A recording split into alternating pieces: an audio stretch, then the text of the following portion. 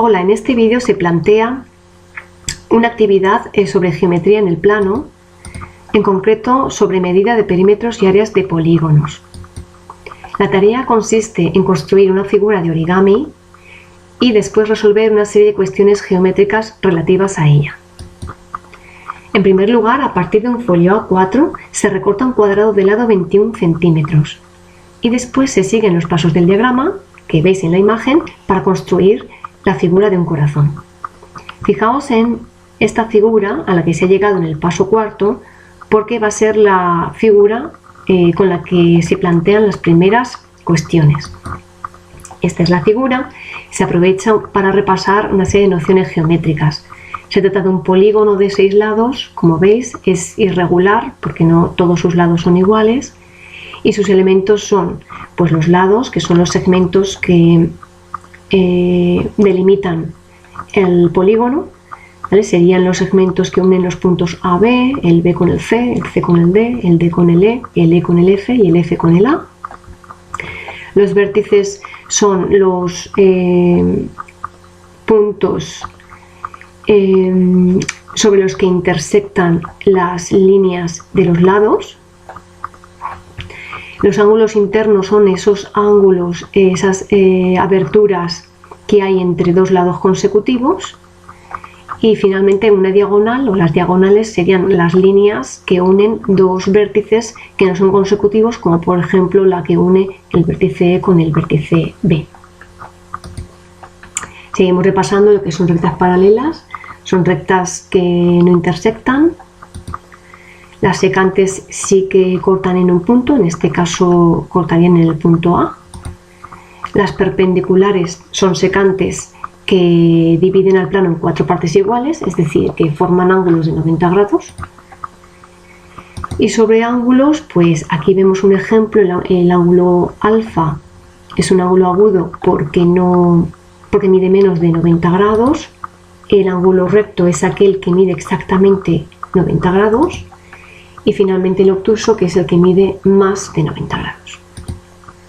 Bien, en la primera parte de lo que se trata es de medir ángulos. Entonces, en el apartado A preguntan cuánto mide el ángulo gamma, que es este ángulo interno, el correspondiente al vértice A, y en el apartado B pide la medida del ángulo beta, que es el ángulo correspondiente al vértice E. Después, simplemente fijándonos en la figura, hay que responder cómo son los ángulos que corresponden a los vértices A, C, D y F, y también cómo son los ángulos de los vértices B y E. En la segunda parte de la actividad se mide el perímetro de distintas figuras. En el apartado A nos piden que midamos el perímetro del hexágono.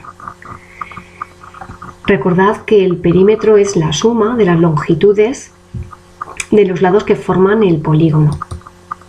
En el apartado B, la medida del perímetro del triángulo AMF, que es este triángulo que se ve aquí, y el perímetro del rectángulo formado por los puntos F, N, D y E.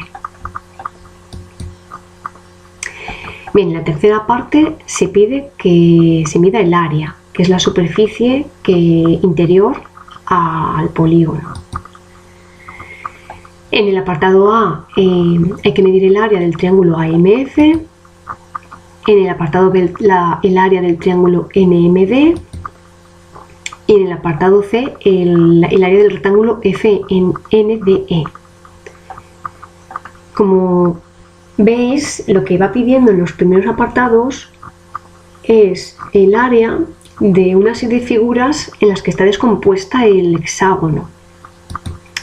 ¿Vale? Entonces, de lo que se trata en el último apartado es justamente de medir el área del hexágono completo, y sabéis que lo podéis realizar sumando el área de polígonos conocidos en los que se puedan descomponer ese hexágono. Se puede hacer de muchas maneras, lo dejo a vuestra elección. Y finalmente os propongo que midáis el área de un octógono, el octógono que se representa en la figura.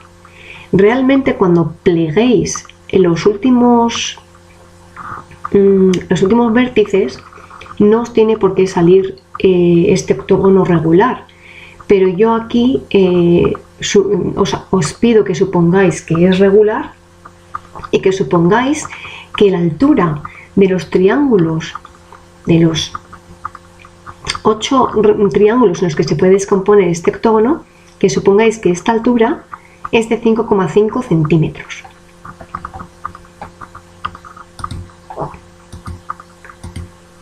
Bueno, pues esto es todo. Espero que os guste esta actividad. Muchas gracias por vuestra atención y me despido con la siguiente frase. Cuando se dobla el papel, la mente se despierta.